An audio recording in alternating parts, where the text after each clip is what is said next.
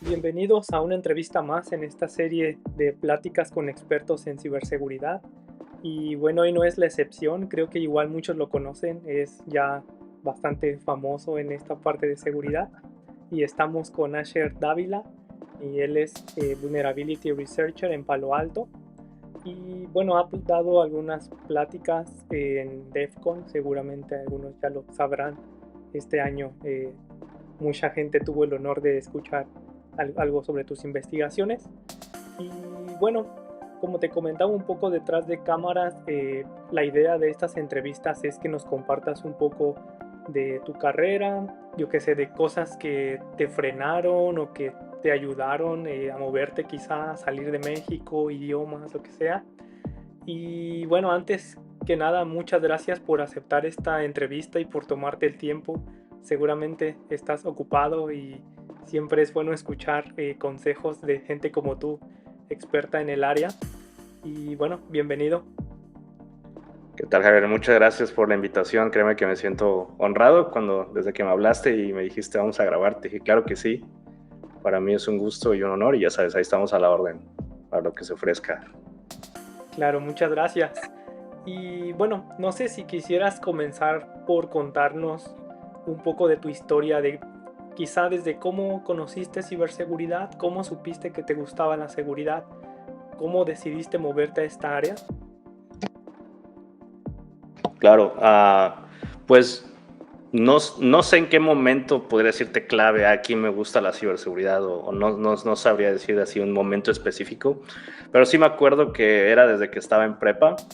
Yo en la prepa que estudié, yo soy de Puebla, estudié en una prepa que se llama Instituto Mexicano Madero.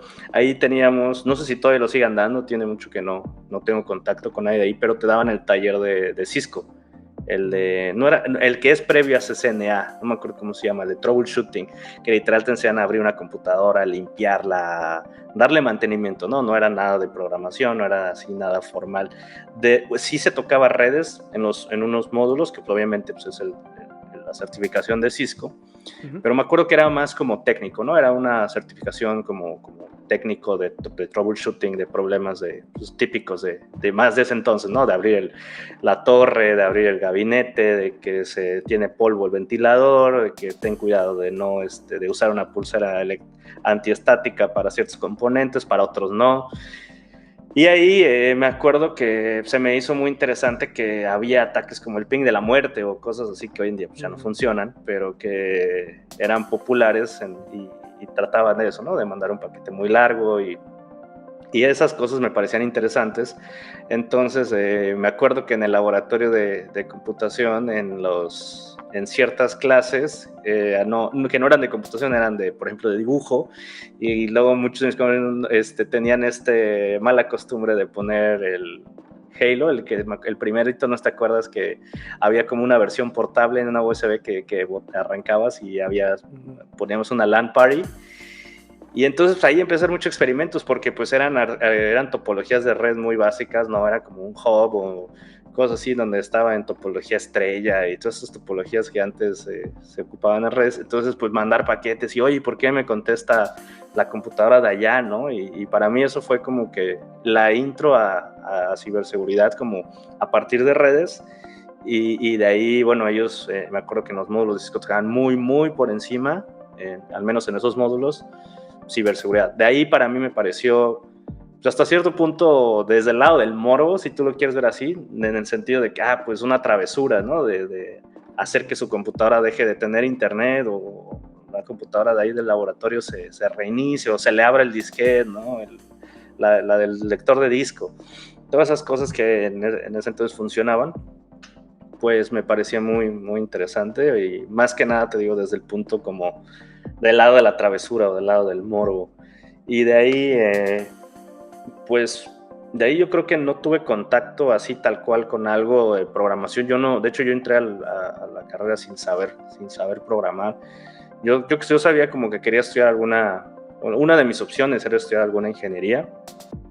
Y pues vaya, no me quiero desviar mucho, pero para tratar de decirte sobre ciberseguridad, yo estaba como que discutiendo entre qué temas o entre qué carreras a estudiar, y entre mis opciones, cuando estaba el Tecnológico de Monterrey, vi que muchos de sus opciones para estudiar eran muy similares o se parecían bastante en el plan de estudios, y yo me fui por la que más tenía clases de redes y de ciberseguridad, porque te digo, yo no sabía programar, yo no sabía realmente mucho a qué me estaba metiendo.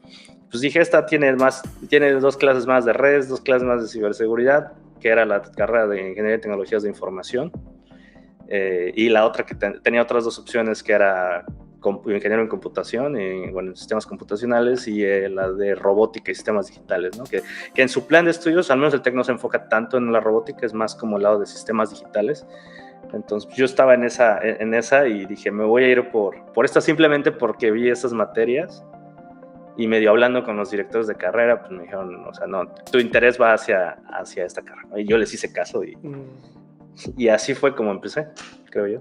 O sea, fue como que me empezó a llamar la atención. No sé si te referías a eso o más profesionalmente o...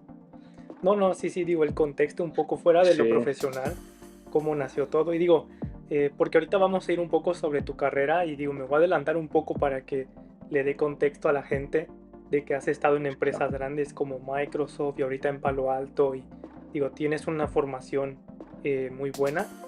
Y Gracias. digo, mucha gente quizá en este momento se encuentra como tú en el pasado, medio explorando, viendo qué carreras le pueden funcionar, y eso sale un poco quizá de lo profesional. Probablemente en ese momento nunca pensaste en alguna empresa en específico, en algún skill en específico, simplemente era curiosidad. 100%, sí, 100%.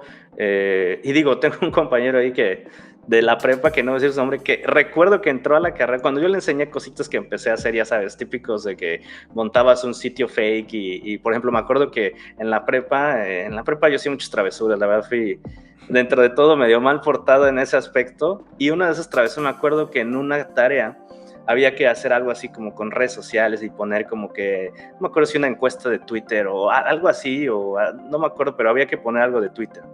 Y me acuerdo que yo lo que hice fue que puse un sitio en mi tarea, en mi proyecto, puse un sitio que era apócrifo. Entonces puse ahí para que se conectaran y hicieran la actividad, pero a la hora en que se logueaban, yo me estaba quedando con las credenciales.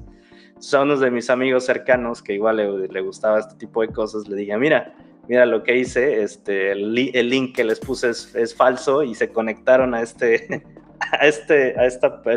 pues, sitio que yo puse, y tengo sus credenciales. Claro que te digo, yo no sabía programar, yo todo lo hice así como que, ya sabes, seguían tutoriales que veías en blogs o en foros, o pues cosas así, que yo tenía muy poco conocimiento de realmente qué estaba haciendo, ¿no? Estaba siguiendo tutoriales, así como lo que le llaman el típico script kiddie.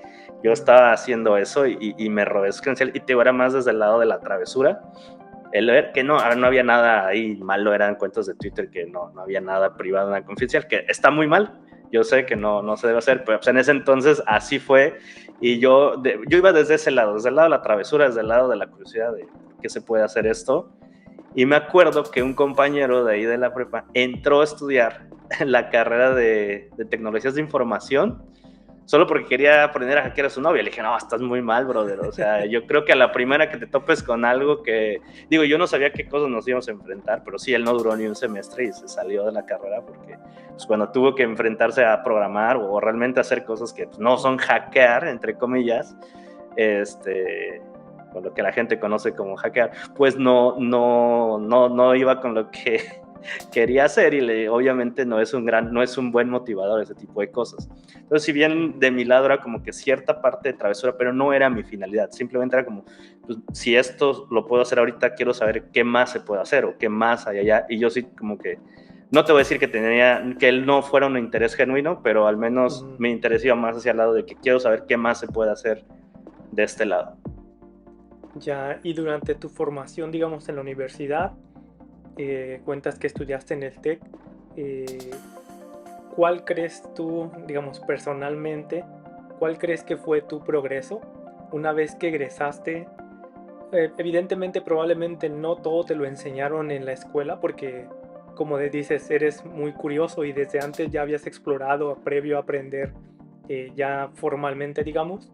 En tu opinión, una vez que egresaste, ¿qué nivel de skill tenías en el sentido de madurez quizá? De decir, bueno, ahora ya a lo mejor hacer phishing ya lo ves como algo muy básico, como lo mencionas ahorita, pero en un inicio era divertido y era algo nuevo y ver qué hacía, qué resultaba de poner un sitio así.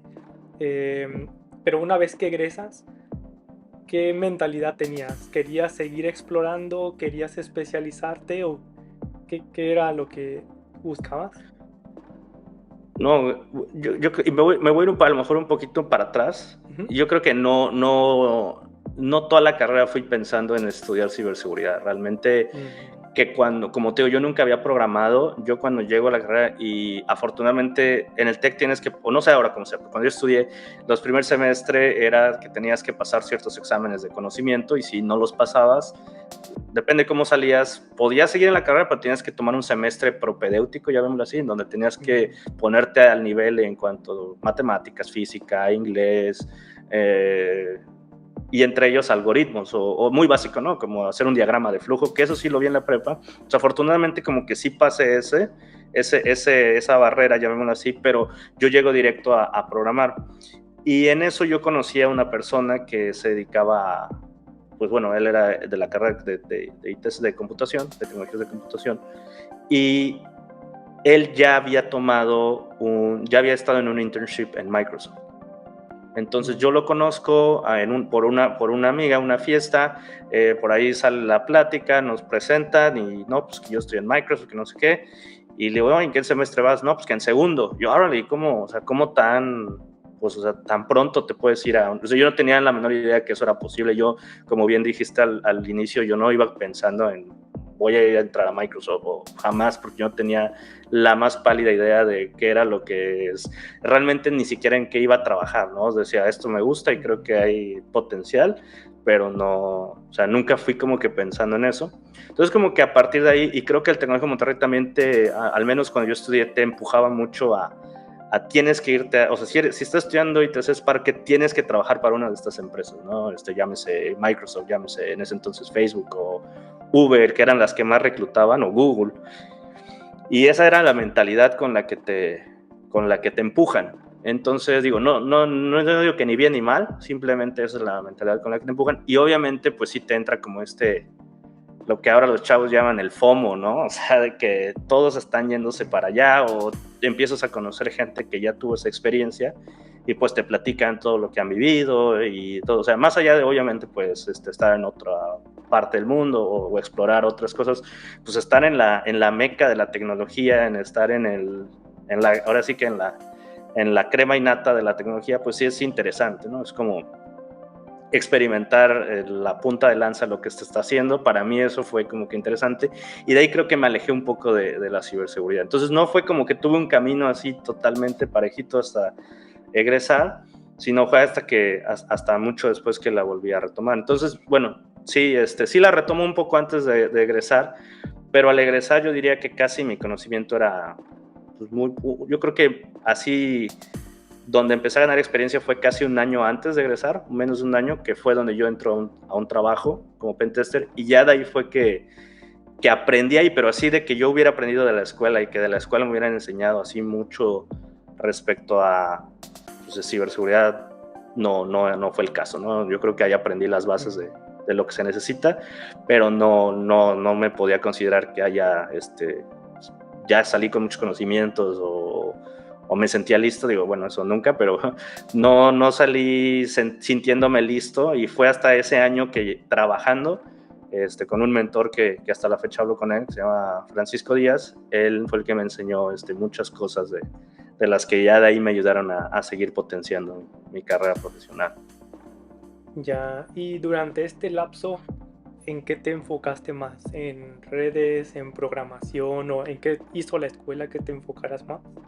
Sí, mayormente yo creo que, no sé si se así en todas las universidades de México, no sé, pero al menos en el TEC de Monterrey es mucho, y creo que ahora hoy en día más, a hacer como enfocarte en que puedas salir a trabajar. en que no tanto y bueno, en menos en mi caso sí me tocó un programa de estudios que tenía bastantes cosas como de teoría de la computación, como matemáticas computacionales, ¿no? Como cosas que hay detrás de la ciencia de ciencias computacionales, algoritmos avanzados y esas cosas, pero sí era un cierto enfoque pues a entender el project management, ¿no? Más la parte de ingeniería de software que las ciencias tal cual computacionales, ¿no? Entonces como que sí te empujan más hacia el lado de práctico, llamémoslo así, al lado de desarrollar aplicaciones, desarrollar cosas para la industria, que al lado académico o de investigación. No, al menos en el TEC no es así. Y pues yo tomé ese camino, te digo, más que nada, pues porque yo estaba rodeado de compañeros que muchos de ellos ya venían de saber programar, ya habían hecho así, al menos cosas básicas, y ya venían, o sea, yo llegué, yo creo que yo era de los que menos sabía, y ahí era ellos rodeándome de ellos fue que me motivé a seguir el camino como pues más que nada de programación. Eso fue lo que más me enfoqué, aunque bien también clases de redes y también el TEC están las certificaciones de CCNA, tomé CCNA 1 y 2, y sí hice cosas de redes porque eso fue lo que siempre me gustó, pero realmente también me clavé mucho en programación. La verdad es que todos mis temas selectos, todos mis tópicos que tomé durante la carrera eran exactamente los mismos que la carrera. Haz de cuenta, si hubiera estudiado tecnologías computacionales, las materias que no compartí las tomé como materias optativas. Entonces al final terminé estudiando casi que el mismo plan que tecnologías computacionales, más las 2, 3 materias de redes distintas o de redes de seguridad, bases de datos que llevaba mi carrera. Entonces, al final tuve como que ese bagaje de ambos. Y una vez que egresas, ¿qué hiciste? ¿Te fuiste a la industria? ¿Hiciste una maestría? Vi que tienes una maestría. ¿Cómo fue que tomaste una decisión de a dónde ir? No, fíjate que al egresar no sabía ni a dónde ir. La verdad, pues tenía, no sé, 21 años. Yo te digo, estaba trabajando en esta empresa que es una consultora, está en Puebla, el dueño es de Barcelona. Es una consultora que tiene bastantes proyectos grandes, se llama MSSEC, y yo trabajé ahí como consultor de ciberseguridad, más que nada del lado ofensivo, y en parte, ya sabes, web, móvil, como ese tipo de cosas, más como pentester. Y ahí conozco a Francisco Díaz, que él me enseña, todo literal, o sea, yo no sabía nada, yo no sabía, o sea, sí había usado un Kali, sí había jugado Capture the Flag, sí había usado lo básico, pero así ya en un entorno real, de pruebas, de ten cuidado con esto, más como maña, eso yo no sabía nada, y él me enseñó muchas cosas, me dio mucha bibliografía, mucho material para estudiar, y de ahí yo me voy pues porque en general yo siento que no sé, o sea, yo quería como que yo nunca había vivido en otro país o ni siquiera en otro estado. Yo quería como que en sí experimentar pues como independizarme, vivir por mi cuenta. Él también, que sentía que muchos de mis compañeros habían ido, ya estaban trabajando de full time en Microsoft, la mayoría. Y pues como que yo quería o sea, como que yo no me veía diario programando. O sea, sí me gusta programar y en mi día a día yo programo, pero programo para herramientas, ¿no? No programo aplicaciones, no programo para el usuario. Entonces yo como que no me veía programado para el usuario, decía, o sea, es que esto no me veo despertándome todos los días haciendo esto de 9 a 5 y no es lo que a mí me llena. No tiene nada de malo, pero a mí no me llena. Y entonces fue ahí que yo me sentía como que, pues no tampoco angustiado, o sea, tampoco era como que no me dejara dormir, pero sí empecé a buscar oportunidades como de que a ver qué más puedo explorar, que no sea estar en Puebla, que no sea irme a programar. Y también por otro lado, pues sí, porque todo lo que había como que encontraba en Ciudad de México, en Guadalajara, mucho era de desarrollador, ¿no? Yo me acuerdo que en ese entonces casi no había puestos de ciberseguridad, mucho menos ofensiva. Eran muy contados, ¿no? Me acuerdo que habíamos así en Citum o cosas así, empresas de ese estilo, consultoras, Deloitte también había, me acuerdo, pero no eran tantos los puestos, no había tantas opciones. Yo como que en ese entonces no quería tanto irme a Ciudad de México, entonces como que estaba haciendo un dilema. Y resulta que me hablan por LinkedIn de una vacante para Baxter, en donde vi que tú también estuviste ahí, que es lo que comentábamos. Y me hablan y yo la verdad o sea, yo vi el puesto, la verdad investigué mucho qué era, vi que era como Incident Response, que querían armar un equipo in-house, que se iban a mover de un third party a tenerlo in-house. Para mí fue como pues es mi oportunidad como de explorar el mundo. Para mí ese fue mi pensamiento, voy a explorar otros lados, a independizarme, que para mí en Puebla pues, no había tenido esa oportunidad y dije, pues, lo quiero hacer, y a la vez pues, necesito ganar dinero, entonces pues, me voy a ir a ese puesto, que realmente igual no me llamaba tanto la atención, sino tengo que, a ver, mi manager, ese manager yo lo quiero mucho y apenas lo vi en DEF CON y tenemos una muy buena relación. Yo lo quiero mucho, pero el puesto en sí a mí no me gustaba, entonces pues fui realmente porque quería explorar, quería salir y ahí así fue como tomé la decisión de entrevistar, me aceptaron y me mudé a Guadalajara y estuve ahí como 10 meses más o menos. Y bueno, quizá un poco en lo personal, digamos, ahorita nos contaste un poco lo profesional, pero digo, también hay gente que de pronto tiene muchas dudas, como dices, algunos dicen, yo estoy en programación, no sé nada de seguridad, no tengo el skill, las vacantes ya me piden que sepan al menos bases, no me voy a mover a seguridad, quizá esa es una. Y la otra es quizá más personal, en donde dices estoy en mi ciudad, quizá un poco de incertidumbre al moverte a un nuevo lugar, el no conocer personas, el no conocer la zona, no nada. ¿Cómo fue para ti este cambio? Sí, no, pues yo creo que ahora lo voy a dividir en dos partes tu pregunta. Yo creo que la primera, la parte de los skills, yo creo que sí, hoy en día ya no he visto al menos acá una sola posición de seguridad que no te pida saber programar. Eso creo que eso ya quedó en el pasado. Yo no he visto, no sé si alguna entry level, no sé si a lo mejor en alguna de incident response, no sé si hay algo que no te pide programar, pero entonces he visto que al menos te piden lo básico de Python. Yo creo que cada vez el estándar está más alto, evidentemente eso es un hecho, ¿no? Yo he visto, no me acuerdo qué vacante estaba hablando el otro día con un amigo que te pedían que supiera hacer reversing, manejar todos los disassemblers que existen y aparte ser experto en React. Entonces sí son como que dos cosas bastante un poco distintas, pero sí yo creo que el programar hoy en día ya es un commodity, ¿no? Todos, y más con las LLMs hoy en día, yo creo que cada vez se va a hacer, yo creo que eso es lo que viene, cada vez va a ser más accesible programar para todos. Pero sí, y por otro lado, pues sí, no, bueno, para mí en lo personal Guadalajara no creo que aprendí mucho en lo profesional, pero sí aprendí mucho en lo personal, ¿no? A vivir solo, a cosas que no sabía hacer, ¿no? Yo nunca había, a lo mejor mucha gente se va a reír, pero yo no sabía lavar la ropa, yo no sabía planchar, no sabía coser un botón, y ahí es cuando estás solo que te enfrentas y dices, no, pues sí, hay que como que aprender de la vida. Entonces fue un año más, o casi un año de aprendizaje más como personal, a desenvolverse pues, en el mundo real, llamémosle así, más que acobijado de mis padres, ¿no? Entonces pues fue como más en ese aspecto sí fue de mucho crecimiento. Y sí, bueno, siempre está el qué hago en esta ciudad, o el mío, pero pues no, tampoco no la pasé mal, ¿no? Simplemente pues sí, creo que conocí a varias personas que igual venían de fuera, entonces nos hicimos grandes amigos, de hecho dos de ellos seguimos siendo grandes amigos, Uriel y Luis Álvarez, no sé si los llegaste a conocer, pero grandes colegas y nos seguimos hablando. Y pues sí, nunca la sufrí mucho ahí en ese aspecto.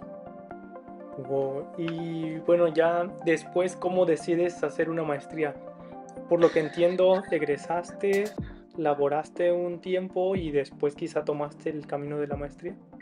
Eso fue mucho tiempo después, que no la tengo terminada, no sé si algún día la voy a terminar. Fíjate que esa la tomé pues justo en pandemia. En pandemia me puse mucho a no tener mucho tiempo libre. Ahí aprendí mucho de hardware hacking, porque me junté con aquí una eminencia del hardware hacking que estuvo en Google, en hardware hacking de Google a cargo de, era principal hardware security researcher de Google y él me enseñó mucho, vive muy cerca de aquí de mi casa y él se llama John McMaster, tiene varios, sí, si tú lo googleas vas a ver, tiene muchos, pues research, tiene varias herramientas de código libre que él mantiene y de hardware libre también que él mantiene y tiene muchos proyectos, apoya mucho a la comunidad, tiene varias comunidades de hardware hacking de hecho, o bueno, al menos una muy conocida acá en el Silicon Valley.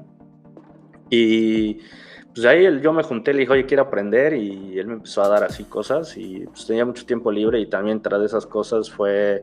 Entonces yo no tenía pareja, no se podía salir, creo que aquí había toque de queda en las noches, entonces literal no había nada que hacer. Los parques igual los cerraban después de las 5 o 6, no me acuerdo. Entonces me acuerdo que no tenía nada que hacer los fines de semana. Sí tenía un roomie, sí nos poníamos a jugar de vez en cuando videojuegos fines de semana, pero fuera de eso tengo mucho tiempo libre. Y de ahí sale como que mi curiosidad de empezar a investigar maestrías.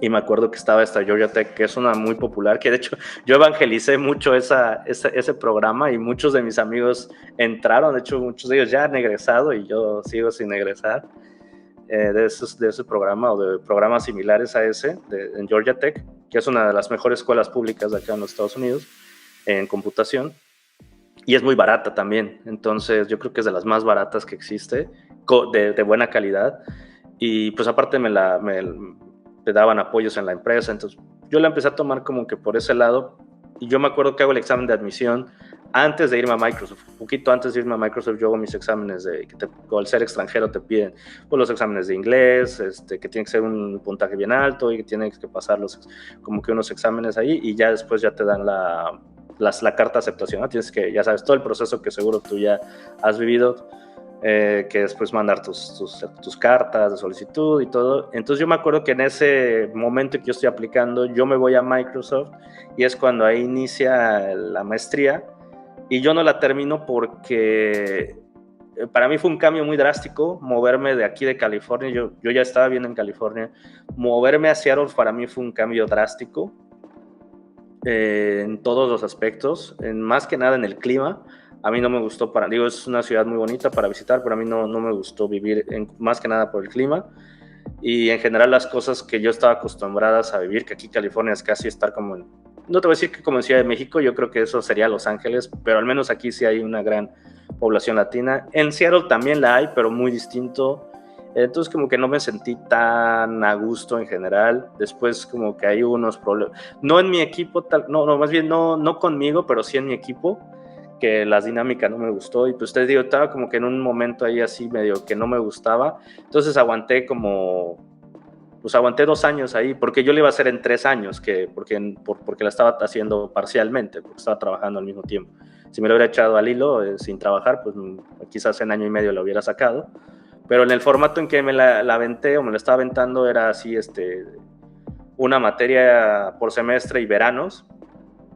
Entonces, pues sí, en el segundo año yo me salí porque la presión en el trabajo era muy, muy alta, muy demandante cuando empiezan a despedir personas, gente que se va del equipo y teníamos que seguir sacando la misma cantidad de trabajo con menos personas y había como que muchos cambios en la dinámica que a mí en lo particular no me gustaron, pero pues le di prioridad a mi trabajo evidentemente, que pues quieras o no uno como extranjero, o no sé en tu caso en Japón como sea, pero acá yo dependo 100% en este momento de mi trabajo, ¿no? Para poder estar aquí residiendo.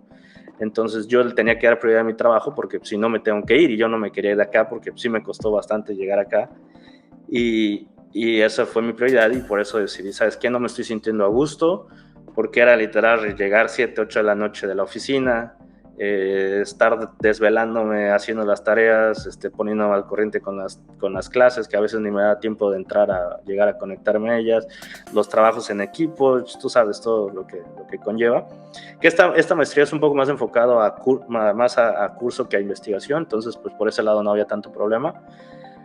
Pero aún así era muy pesado y yo sí llegué a un punto en que dije, ya, o sea, no, esto no me está haciendo feliz, ya todo me está cansando y ya no lo estoy disfrutando ni la maestría ni el trabajo, cuando antes yo lo disfrutaba bastante, entonces pues ahí fue cuando dije, no, ¿sabes qué? La voy a pausar. Y también otra cosa que no me gustó tanto, porque yo había tomado otras clases así, no oficialmente, las tomé de unos que subían sus clases a internet de una universidad de Holanda, de Ciudad, y yo dije, yo quiero eso, porque era un lecture muy formal donde el profesor, el lecturer daba una clase muy bien explicada de 1 hora, no, hora y media, en donde a la semana él daba su lecture, explicaba un tema y bueno, ya dejaba la tarea, leer papers y todo, y a mí en Georgia Tech eso no, o al menos todas las materias que yo llevé eran un lecture de 15, 30 minutos máximo, y ejemplos muy básicos y de ahí ahora a leerte papers, que no tengo nada en contra de leer papers, creo que es necesario y yo lo sigo haciendo en mi día a día como researcher, es esencial, pero creo que mi forma de aprender no es simplemente leyendo libros o papers, yo necesito sí como que ejemplos, lecture, ver cómo lo hace alguien más.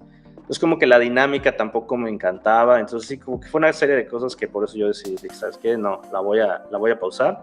Pues hasta la fecha no la he retomado.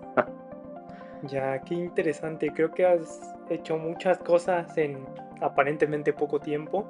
Sí, Eh, digo, viendo un poco también tu CV o bueno, tu perfil en LinkedIn CV. Pero bueno, quizá regresándonos un poco, eh, ¿cómo fue tu experiencia en moverte a Estados Unidos? ¿Qué te motivó? ¿Fue por trabajo, por cosas personales? ¿Y qué tan... hablabas hace un rato de que fue complejo? ¿Cuál fue tu experiencia? sí. Sí, fue, a ver, no me la quiero dar de sufrido porque no fue así. Tampoco, yo sé que hay gente que vive cosas horribles a la hora de que viene a este país por necesidad. Yo no lo estoy hablando desde ese ángulo.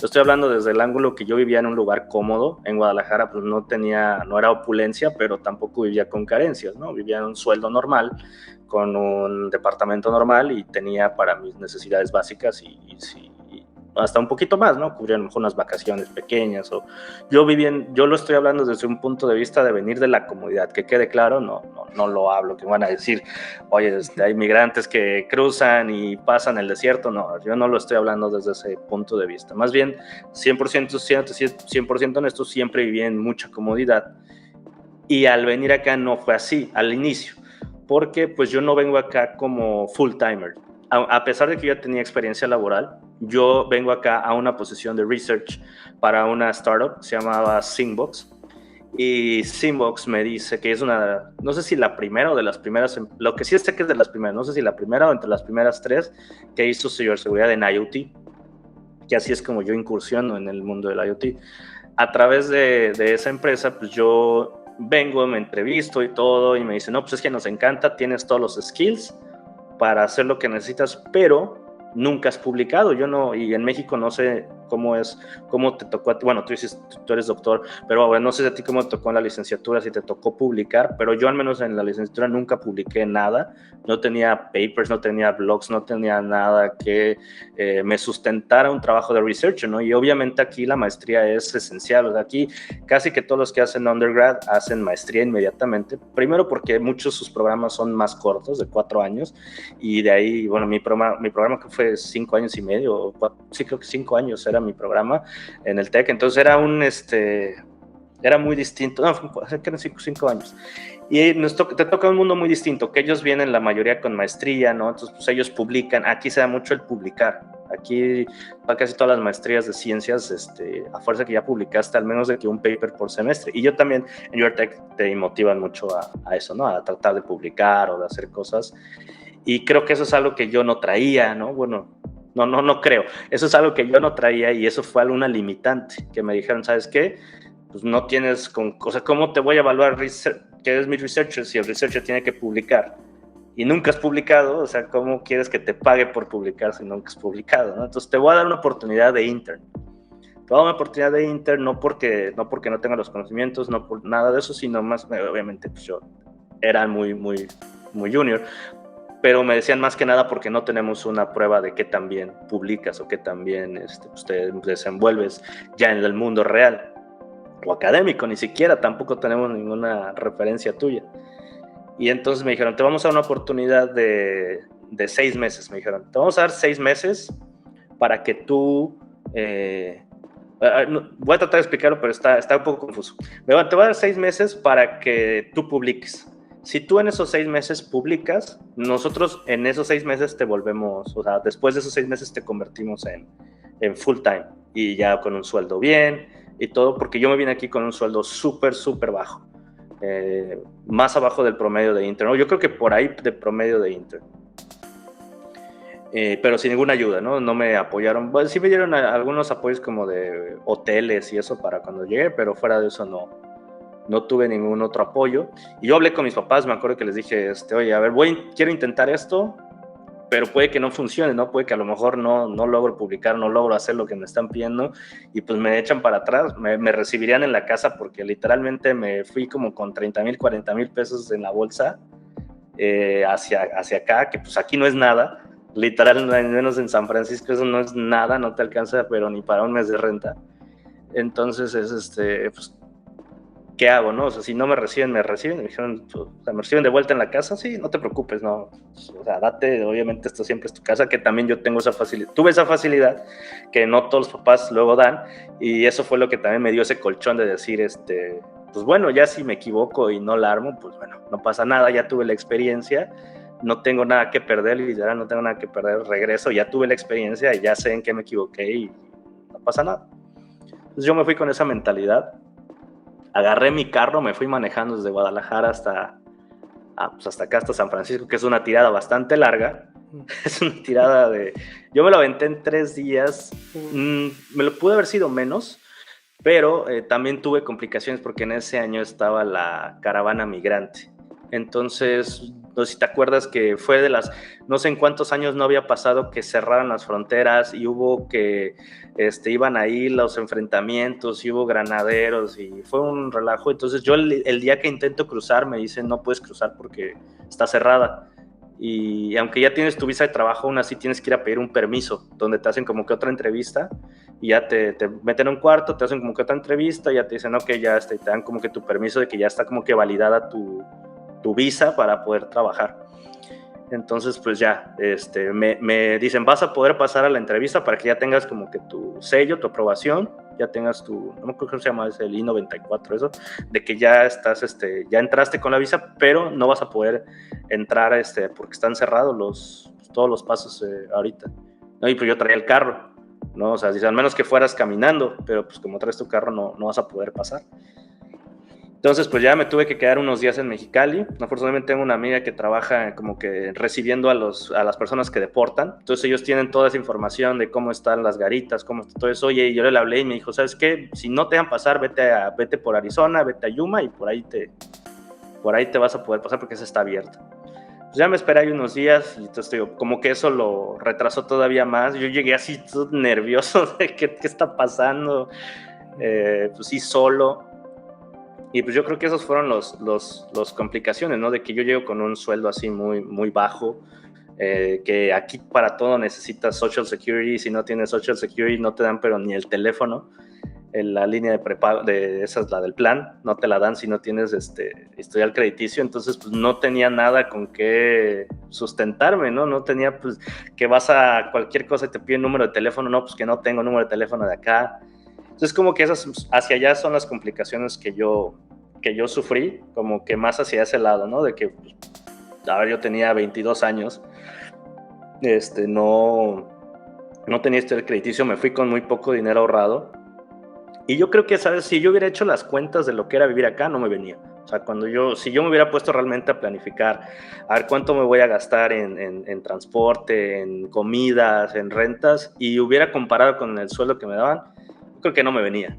Afortunadamente no lo hice y pues te digo que entre todo así me vine. Yo estaba seguro que iba a rentar un departamento que dije se me alcanza, pero como no tienes historial crediticio, te piden 3 meses de adelanto. Entonces 3 meses de adelanto era demasiado dinero y dije yo no puedo pagar eso. Y vi por ahí otras opciones, ¿no? De que hay cosas aquí realmente ridículas. Hay aquí unos cuartos que viven 3 personas en un cuarto de 2 camas y el tercero lo mandan a vivir a la cocina, que es el que menos paga. Y haz de cuenta que en la barra de la cocina ponen como unas mamparas, así como unas mamparas haciendo como un triángulo, como un cuadro, como un rectángulo, medio mal hecho. Y ahí es tu habitación, adentro de esa, o sea, imagina, y no crees que es barato, eso te lo cobran $1,800, $1,900. Vivir en ese espacio es ridículo, ¿no?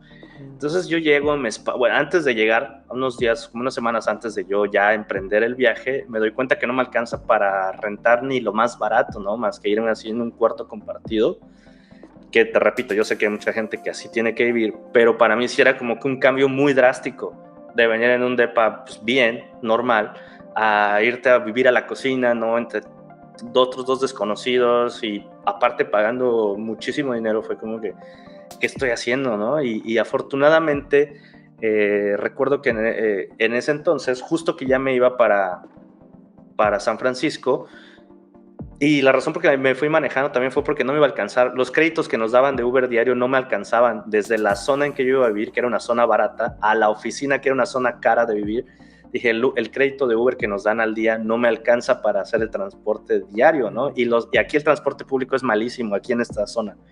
Es malísimo, entonces dije, no me queda otra más que llevarme el carro. Entonces cuando yo estaba como que organizando los papeles para el seguro del auto y entre cosas de la universidad para irme yo todo bien preparado, mi director de carrera me dice, oye, ¿ya checaste en la página? Hay una página de Facebook de puros Exatex que están ahí en el Silicon Valley. A lo mejor por ahí encuentras a alguien que esté rentando algo, a alguien que te ayude. Y pues sí, así le hice, me metí a esa página de Facebook y en efecto había mucha gente rentando cuartos bastante, pues no bastante baratos, pero sí mucho más accesible y en una situación más cómoda o menos tan limitada. Y ahí encontré al que fue mi roomie un año, que él es mexicano y trabaja en la planta de Tesla. Creo que, no sé si es director, pero es manager de la parte de body in white de Tesla. Hay muchísimos mexicanos en Tesla. Entonces yo me mudo con él y pues así fue como le hice, que no era tampoco era algo así opulento, pero era mucho más, pues compartíamos los gastos, era mucho más, para mí, mucho más fácil el poder subsistir con esos gastos que si yo me hubiera ido solo y que hubiera tenido que pagar o irme a vivir en una cocina, ¿no? Yo creo que ahí me hubiera sentido todavía mucho más aislado y triste que al menos así tener a alguien con quien convivir, con quien platicar en español, pues al menos era más tranquilo, ¿no? Entonces yo creo que de la parte de complicaciones eso fue, pero tampoco, nunca me faltó comida, nunca me faltó ropa ni nada, o sea, pues dentro de las limitaciones simplemente fue un cambio de a lo que estaba acostumbrado a venirme acá a un poco más limitado, que tampoco fue mucho tiempo, ¿no? Wow, qué interesante. Creo que hay muchos aprendizajes de esta historia que sin duda creo que la audiencia que esté pensando en moverse o que quizá está pasando ya por algo que pasaste, Sí. sabe que en algún momento va a terminar como ese pequeño camino. Sí, puede ser. Y bueno, en el otro lado profesional, ¿cómo te iba? O sea, personalmente, pues como mencionas, fue un gran cambio. Pero ¿y en lo profesional, cómo te iba? ¿Te sentías motivado, un buen equipo o cómo estaba? No, mucho, mucho. Yo creo que aquí al menos en ese entonces, ahorita lo veo diferente, sigo motivado, pero lo veo ya con otros ojos, pero en ese entonces para mí estoy aquí, la tengo que venir a romper. O sea, si estoy aquí es porque quiero estar aquí. O sea, yo me tomé la decisión de estar aquí, tengo que hacer mi mejor esfuerzo, ¿no? Primero porque quiero vivir mejor, o sea, quiero regresar a tener mi depa, quiero regresar a la vida a la que estoy acostumbrada de estar tranquilo. Porque antes sí era como que si hago un gasto de más, ya sea en algo de no sé, cambiar una llanta de mi carro, cualquier gasto que salen imprevistos, me iba a ver limitado en el resto de mis gastos. Y yo quiero ya no tener esa como que intranquilidad de no estar viviendo pues bien, que muchos piensan, ¿no? Oye, ya estás en Estados Unidos, ganas en dólares, pero pues no, la realidad es que no es así, sobre todo en ciertas circunstancias. Entonces yo una de mis motivaciones era eso, ¿no? Como, pues necesito subir a full time, necesito demostrar que puedo ser full time, porque si no voy a seguir viviendo así y no quiero eso. Segunda, porque en realidad es estar acá en el Silicon Valley, y te lo digo porque ya viví en Seattle, que también es una ciudad muy tecnológica, donde está Amazon, está Nintendo, está Boeing, está Microsoft. No sé que se me olvide alguna otra empresa, pero de las grandes esas son las que casi que toda la ciudad, todos los que están como que en la tecnología están en esas concentraciones, y es la mayoría de la ciudad, sobre todo Redmond y Bellevue. Entonces, viviendo estas dos realidades y que también tengo conocidos en otras ciudades de Estados Unidos, creo que en ninguna se respira la tecnología como es acá, para bien y para mal. O sea, tú puedes irte a un bar y decir, me voy a desconectar de la tecnología, y vas a irte a un bar y todos están hablando de bitcoins y de stocks y de ahora LLMs y AI. Entonces realmente es algo que para bien y para mal es algo que siempre se respira, y algo que siempre estás consumiendo constantemente, y algo que por todos lados estás observando, ¿no? Incluso en las carreteras tú vas manejando y ves anuncios de apps o de empresas que todavía ni siquiera salen al mundo, y te ponen sus códigos para que pruebes sus apps o para que hagas, para empezar a tener audiencia, que tú los buscas y ni siquiera tienen una base de usuarios fuera de la de aquí. Entonces, es como que algo que tú llegas a experimentar, hoy en día los Waymo, ¿no? No sé, hay muy pocas ciudades que tienen Waymo, que hoy en día acá los fueron no sé si fue la primera ciudad, no fue la primera por cuestiones de permisos, que no los dejaban operar en la ciudad. Creo que la primera fue Arizona, me parece, o en alguna ciudad de Arizona. Pero bueno, aquí tú ves los avances tecnológicos, lo escuchas, lo vives. Y eso quieras o no, pues yo recién llegando acá, para mí eso era algo muy motivador. Que te repito, hoy yo lo veo con otros ojos, pero en ese momento para mí fue muy motivador el seguir, decir, yo quiero estar acá, yo tengo que estar acá, tengo que sacarlo adelante. Y realmente que yo lo disfruté mucho. Yo me acuerdo que trabajaba fines de semana así sin parar. Obviamente sí había uno que otro día que, pues, gracias a este roomie que tuve, conocí a otras personas y me invitaban a su casa o a alguna convivencia, pero dentro de lo que cabe, en la mayoría de fines de semana yo me la pasé trabajando, pues porque yo quería demostrar que podía publicar pues algo, ¿no? Para poder sacar. Y tú como investigador has de saber que no siempre es tan fácil, ¿no? Porque pues para publicar un paper tienes que publicar algo que no se ha publicado. Y más con inexperiencia, decir, órale, como ahorita ya pues más o menos tengo maña y sé por dónde, aunque no sea algo tan innovador, puedo agarrarme de algo y meterle algo de mi parte y pues más o menos sacar algo. Pero en ese entonces yo no tenía esa maña. Y era para mí, ¿qué voy a publicar si todo ya está? Y lo que encuentro, lo googleo, ya está, y no. Entonces, pues fueron fines de semana dándole duro, porque yo me sentía realmente muy motivado para sacarlo adelante. Y así fue, como a los 4 meses publiqué mi primer blog, de una muestra de malware para IoT. Oh, creo que mencionas nuevamente muchas cosas que desafortunadamente no nos dará tiempo de explorar una a una. Pero creo que una de las que quisiera también enfocarme es en esta última parte que mencionas de los artículos. Hay mucha gente que incluso ya teniendo experiencia de haber publicado quizá el segundo, tercer, cuarto artículo, aún así te cuesta. O sea, no siempre es lo mismo publicar cualquier artículo. ¿Cómo fue para ti ese camino de publicar tu artículo? ¿Tú lo hiciste por tu cuenta? ¿Intentaste buscar algún mentor? Yo que sé, leías en línea a investigadores, o cuál fue tu camino?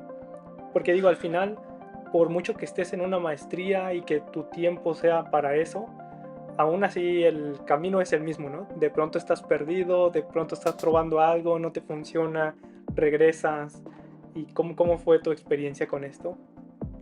Sí, yo creo que no, definitivamente. En ese momento mi único mentor que yo no conocía a nadie más que hiciera algo así similar, y menos en el área de IoT. O sea, y tampoco, o sea, si bien en internet pues siempre hay publicación, en Twitter antes que era mucho más vivo y que había mucha gente de cybersecurity publicando investigación, pues yo no tenía como que la confianza de escribirle y decirle, oye, ayúdame. Quizás si lo hubiera hecho, a lo mejor alguien sí me ayudaba, nunca lo intenté. Pero en ese entonces pues yo no me sentía con la confianza de acercarme a un desconocido y decirle, oye, a ver, oriéntame. Pero quien sí tuve, al menos al inicio, los primeros 3 meses muy de cerca, fue a Daniel Regalado. No sé si lo ubicas. Daniel Regalado trabajó para Symbox. De hecho, él me ayudó bastante. Ya cuando hablamos de todo esto, de mi mudanza, me hubieras dicho, te hubieras quedado en la casa. Él tenía una casa pues grande y te hubieras quedado acá, no hay ningún problema. En lo que conseguías un lugar, en lo que te acomodabas, pues, ¿no? Y él siempre fue muy buena persona conmigo. De hecho, ya, o sea, digo, pues entre mi pena de hablar o de decirle, oye, estoy en esta necesidad, pues me dijo, oye, si me hubieras dicho, pues te daba hasta, o sea, ni te hubieras traído tu carro, te prestaba mi camioneta, o nos íbamos juntos al trabajo o veíamos cómo. Pero pues no, como nunca me dijiste, pues yo no sabía tu situación, ¿no? Yo no sabía en qué condiciones tú te habías venido, o no entendía todo, porque pues nunca le dije nada. Y él siempre estuvo ahí, tanto en lo personal como en lo profesional, siempre me ofreció eso. Y él tiene muchos años de experiencia, ha publicado libros, tiene el de Great Hat Hacking, el de edición 4 y 5 me parece, o 3 y 4, no me acuerdo. Creo que es uno que es como la edición que es como púrpura, la edición que es como verde. Creo que esos dos, en los dos él hizo la parte de IoT. El capítulo de IoT lo escribió. Entonces él pues sí me decía como, mira, lo más importante es que agregues algo nuevo, ¿no? Y sí me decía como, él básicamente, creo que él me ayudaba a decir qué cosas no que no valían la pena, pero a lo mejor no era lo que se esperaba, ¿no? Porque aparte él era el coordinador del equipo de seguridad, de investigación. Y después, después de esos 3 o 4 meses, creo que como 3 meses, yo me acuerdo que estuvo como 3 meses, yo publico mi blog como al cuarto mes, entonces tuve un mes que no estuvo él, pero en esos 3 meses me ayudó mucho. Después él se fue él puso su propia, estuvo como que un tiempo con su propia startup. Y también, bueno, desde luego, eso por la parte técnica, por la parte del inglés y la parte de tener una buena redacción, ahí en la empresa teníamos un technical writer muy, muy bueno, que se llama Joe Fraser, a la fecha gran amigo, y esa persona, Joe Fraser, pues él es literal un technical writer, ¿no? Entonces su trabajo era pulirlo, haciendo que tenga un buen inglés, una buena semántica, se pueda leer de manera entendible, y a la vez era muy bueno técnicamente, y las cosas que no entendía o no sabía lo que tú querías expresar, iba y te entrevistaba, a ver, quiero que me expliques esto, cómo funciona, y él rápido agarraba lo que estabas queriendo decir. Ok, mira, ¿qué te parece si cambiamos lo que pusiste por estas palabras? Que algo que yo extraño de él, que ya no tengo hoy en día, es que él, algo que trataba de hacer siempre era no quitar tu voz, ¿no? O sea, siempre, si bien te voy a cambiar algunas palabras, pues para que haga un mejor sentido, que definitivamente el inglés no es mi idioma natal, y él te ayudaba a que tuviera la mejor semántica posible, nunca quitaba tu voz, siempre trataba de decir lo mismo o trataba de hacer los mínimos cambios posibles para que se entendiera lo mejor posible, pero a la vez tu voz siguiera ahí presente. Cosa que hoy en día ya yo no tengo, ¿no? En Palo Alto sí las revisiones son mucho más estrictas, los technical writers sí, hay veces que un párrafo lo reescriben completamente, o las imágenes que yo pongo, diagramas, me los cambian, ¿no?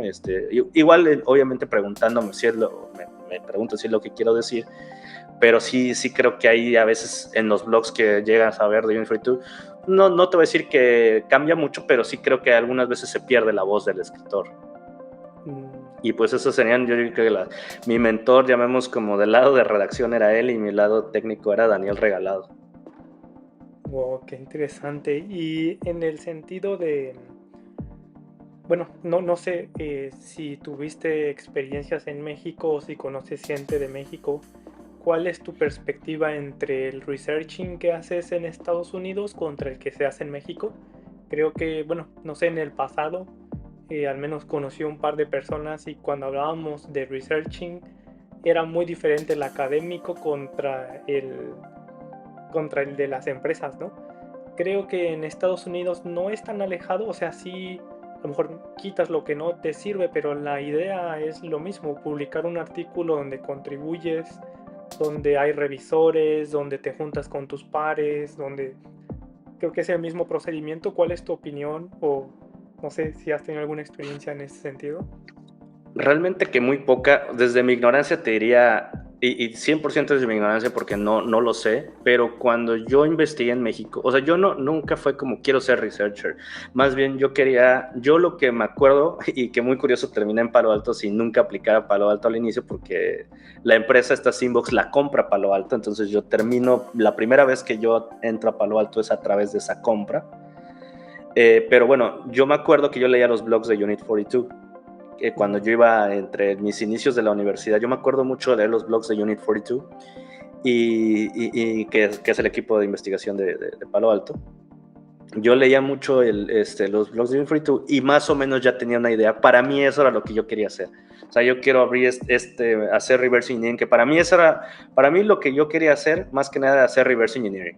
No tenía en mente realmente ser researcher tal cual, o quiero publicar, o quiero hacer. Para mí yo lo veía, quiero hacer lo que estos quads hacen en sus papers, aunque yo no publique. O sea, yo nada más quiero hacer eso que están haciendo de reversear, y no tanto del lado del malware análisis, yo lo quería más del lado de vulnerabilidades. Esa era como mi meta, como lo que yo quería hacer. Si era mi trabajo ideal. Si en ese momento tú me preguntabas cuál es tu trabajo ideal, yo decía hacer reverse engineering de zero day, bueno, de end days, o descubrir zero days. Para mí eso era como que, y de low level, ¿no? Binary exploitation, como que para mí eso se me hacía súper esotérico, se me sigue haciendo súper esotérico y súper, hasta cierto punto místico, ¿no? Cómo funciona todo a nivel ensamblador, a nivel low level. Entonces, a lo que voy es que yo más bien, cuando yo buscaba ese tipo de trabajos en México, no busqué nunca como de researcher, o nunca busqué el camino de quiero publicar, sino yo buscaba el quién hace este tipo de cosas en México, alguna empresa que me pague por hacer esto o alguien que me enseñe, y yo nunca encontré a nadie. Te digo, desde mi experiencia, yo no digo que nadie lo estuviera haciendo, no digo que no hubiera gente, te va a decir, no, yo lo vengo haciendo desde los 90s, no sé. Yo nada más que cuando yo busqué no encontré nada y dije, bueno, al parecer creo que no hay acá una opción para hacer eso. Ahorita ya creo que ya hay varias empresas, creo que está, no sé si Bishop Fox, Metabase Q, no sé cuántas empresas que ya hacen research, pero en ese entonces yo nunca que buscaba yo trabajos veía uno de eso. Entonces, bueno, dicho eso, yo iba pensando más con la mentalidad de quiero hacer reversing, y te digo, yo nunca me tocó compararlo con lo que en ese entonces pasaba en México. Lo que sí llegué a ver era que había más research académico. Me acuerdo que había como una especie de simposio que no sé si lo organizaba el INAOE o no sé quién lo organizaba, pero me acuerdo que era en el TEC de Monterrey. Hay una aula que es como industrial donde está como que un lablet no sé si sigue ahí, pero había un lablet de T-Systems y de Cisco, y entonces ahí había muchos como que partners con empresas de redes, bueno, empresas de tecnologías que están en Puebla. Son empresas que tienen mucho, pues yo creo que son las pocas empresas grandes de tecnología en Puebla. Y ahí me acuerdo que había este simposio como más académico, y sí me acuerdo haber asistido a 2, 3 conferencias donde hablaban justamente de análisis de reversing, de muestras de malware de Android. Me acuerdo mucho de haber compartido, no me acuerdo que si era del INAOE o de alguna otra universidad, quizás de Ciudad de México, no me acuerdo, pero me acuerdo que intercambiamos que ellos estaban en su maestría cuando presentaron esto y hablaban de justamente un malware de Android que se apagaba, bueno, más bien simulaba como que el splash de que se apagaba y hacía el sonidito de que en ese entonces los años se llama cuando se apagaba, para hacerte pensar que tu celular ya se había apagado cuando tú hacías la acción de apagado, pero en realidad seguía grabando el audio y lo estaba transmitiendo un servidor. Entonces, pues ya ellos descubrieron esa muestra de malware, le explicaron desde qué vulnerabilidad estaba abusando. Sí recuerdo que definitivamente había por el lado académico, que como bien dices, es de cierta forma, hasta cierto punto, si bien un poco menos estricto, pero sí con la misma finalidad que lo hacen el sector privado aquí en Estados Unidos. Aquí el sector público creo que se enfoca más a la parte de metodología, más que a la parte de decir, es que míralo así, yo creo que la parte de aquí de la industria privada lo hace pues como una especie de marketing, o sea, pues que al final mucho del research que yo hago no acaba en un producto, entonces no es como que ellos están beneficiando de, esto está acabando en uno de sus productos.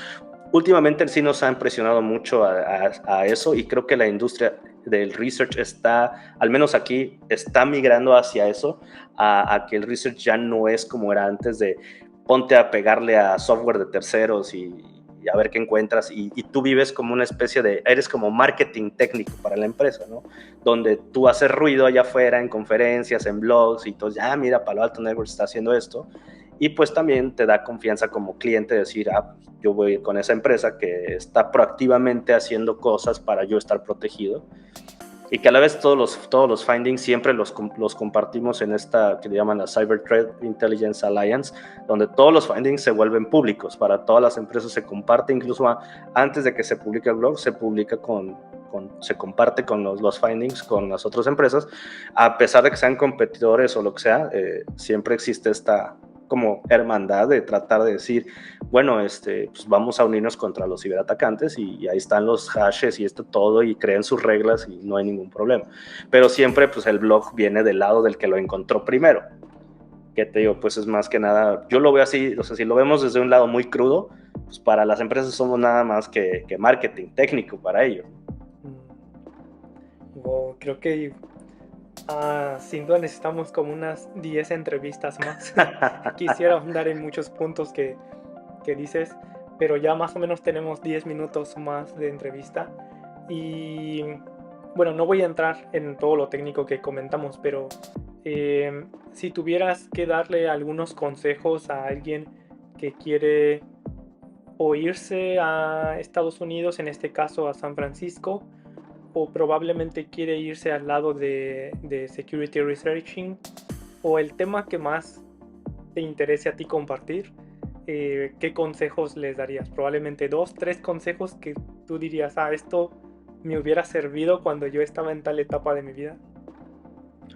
Claro, yo creo que sí, no tener miedo a hablar con la gente, ¿no? Yo creo que la gente que menos tiene miedo a preguntar, hoy en día que todos los IRC servers han movido a Discord y a Telegram y todos estos canales, aquí en Silicon Valley hay un montón de, digo, creo que es eso, buscar una comunidad, ¿no? Y ese sería el primer consejo. Y una vez que encuentres esa comunidad, no tengas miedo a preguntar, o sea, porque pues nadie llegó sabiendo y nadie nació sabiendo y está bien, o sea, si sea una pregunta que para ti te dé pena, que, ay, pero ¿qué van a decir? Y no sé, o qué hago acá, pues, no importa, o sea, yo creo que a nadie le importa, o sea, nadie va a pensar eso, y si alguien llega a pensar eso, pues qué, o sea, no te va a pasar nada, o sea, sí, que piensen lo que quieran. Yo creo que yo me tardé en pedir ayuda o en preguntar, pero eso creo que ese es un consejo, ¿no? No tengas miedo a preguntar, e incluso como tú bien dices, o sea, yo me hiciste preguntas como de que si alguna vez hablé con alguien de México, así, nunca lo hice, quizás entre pues, pena o entre no, falta de curiosidad, no sé, quizás eso también, ¿no? Se aúna a este punto de, pues no tengas miedo a preguntar y no pasa nada. O sea, yo creo que nunca he encontrado a alguien que me diga no te voy a ayudar o sea, si realmente no sabe, pues me va a decir no sé, no te puedo ayudar ahí o te puedo recomendar con alguien más que está más metido en ese tema. Pero yo no me he topado con nadie que me diga no te voy a ayudar o pues, qué pregunta tan tonto, ¿no? O sea, si acaso a lo mejor he pedido personas que nunca me contestan, pero pues bueno, no pasa nada. Y ya, pues eso es una. Otra, yo creo que no quiero desanimar a nadie ni nada, pero sí creo que hoy en día, especialmente, bueno, no sé si especialmente en San Francisco, pero en general, aquí Estados Unidos se ha apretado bastante. Se ha apretado bastante el tema migratorio y no es imposible, no los quiero desalentar, al contrario, pero nada más para decir que, o sea, a mí siento que me tocó todavía de lo fácil, o sea, la verdad yo creo que dentro de todo me tocó medio fácil el camino, comparado que hoy sí esperan, lo que pasa es que está muy sobrepoblado, llamémoslo así, el terreno de ingenieros que están egresando. Cuando yo egresé era el paradigma de tenemos que contratar de otros lados porque no nos damos abasto para suplir todas estas posiciones, y ahora es todo lo contrario, ¿no? Tenemos tantas tan pocas aperturas de trabajo y tanta gente que recién egresados y todos con maestría o doctorados y de Harvard y MIT, Yale y Cornell y CMU, puras universidades top que pues, hasta uno se siente a veces no menospreciado, pero pues sí uno se hace menos de decir, oye, estoy compitiendo contra gente que es súper preparada, que viene con mucha hambre. Eso sí, yo lo noto bastante. La gente viene con mucha hambre en el sentido positivo, o sea, de que vienen y están todo el tiempo haciendo proyectos y desarrollando cosas y side projects y vienen bien acelerados, que tú para poder estar a ese nivel y competir contra ellos pues tienes que venir igual de encarrerado y con esa hambre de aprender y con esas ganas de querer estar aquí o de querer estar en un puesto de esos, que sí tienes que considerar eso, ¿no? Que pues, no es para todos, no en el mal sentido, no que no tengan la capacidad, pero si no estás dispuesto a estar dando todo lo que se requiere y estar teniendo al inicio ciertos sacrificios, como fines de semana y así, yo creo que sí es muy difícil.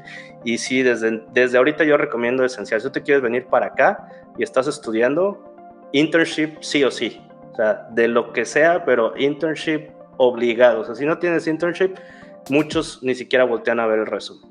Eso es una cosa. Y otra es que tengas side projects, que puedas demostrar que realmente eres capaz de integrar, ¿no? Porque pues muchos ponen, sí hice una página web. Pues, todos los que estudian computación hicieron una página web. Pues hoy en día dime quién no es que estudió computación hecho, y menos ahora que tú agarras literal ahí en GitHub actions que tú pones y levantas un servidor y ni tienes ni que comprar un dominio, y hay un dominio.github, levantas tu sitio web, un WordPress, se acabó. O sea, hoy en día no te sirve de nada en tu resumen decir, programé un sitio web, programé una aplicación. Pues, brother, todos los que estudiaron computación ya lo hicieron, ¿no? O sea, hoy en día eso no es innovador.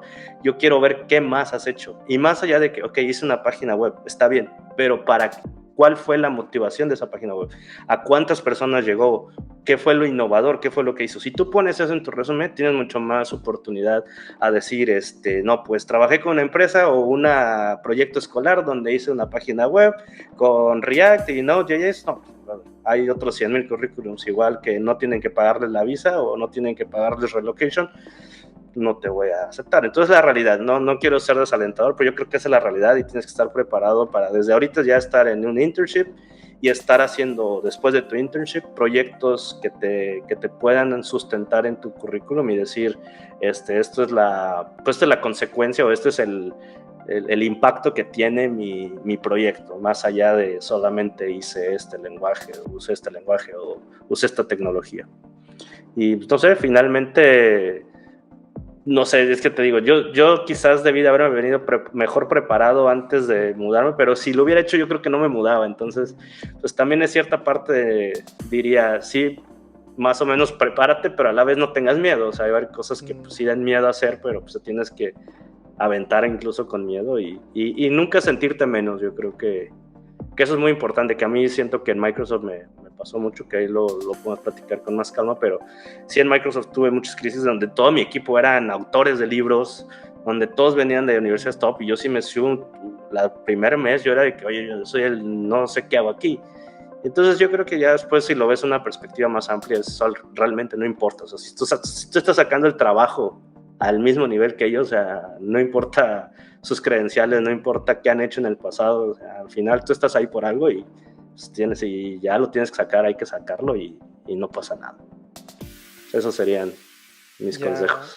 Y bueno, para alguien que quisiera quizá ponerse en contacto contigo, ¿estás dispuesto un poco a Sí. mentoría? A lo mejor no es que 100% estés ahí, pero sí alguna guía. ¿Tienes algún medio de contacto que quisieras compartir? Sí, mentoría sí compro mentoría. Ahorita no tengo tanto tiempo, pero sí para un mensaje, una llamada o sí, una llamadita, sí, que nos ponemos de acuerdo, claro que sí. Ahí en LinkedIn estoy como Asher Davila, Davila, o bueno, mi nombre es Asher, y igual me pueden encontrar en X o Twitter como Asher-Dávila, y en todos lados estoy como Asher-Dávila. En mi link, creo que en todos lados, sí. Entonces, pues sí, tírenme un mensaje y con gusto en lo que pueda apoyar a ti o a cualquiera que esté escuchando. Créeme que yo siempre estoy abierto. Si estoy ocupado, te voy a decir estoy ocupado, dame unos minutos o mañana te marco, pero nunca te voy a decir que no. O al menos que no sepa la respuesta, pues te voy a decir, bro, te quiero ayudar, pero no lo sé, pero nunca te voy a negar pues una plática, jamás, ¿no? Claro, bueno, pues voy a poner aquí el medio de contacto y Sí. bueno, no me queda más que agradecer tu tiempo. Te decía, hay muchos temas que quisiera seguir explorando, pero quizá podemos programar alguna otra entrevista en unos meses. Con Ya me gusto. estaré poniendo en contacto. Y bueno, de momento muchas gracias por compartirnos todas tus experiencias y espero que a la audiencia esto les beneficie e igual por allí que dejen comentarios, a lo mejor que se pongan en contacto contigo. Y bueno, no sé si para cerrar hay algo más que quisieras decirnos. No, nada más agradecerte, gracias por tu tiempo y el espacio y gracias por escribirme. Y igual creo que tú también te agarras un poco corriendo y entonces muchas gracias por hacerte el tiempo y a pesar de que venías de un viaje, pues aún así se dio. Te agradezco mucho tu invitación. No, bueno, gracias a ti por tu tiempo y bueno, nos vemos en una siguiente entrevista. Perfecto. Hasta luego. Hasta luego.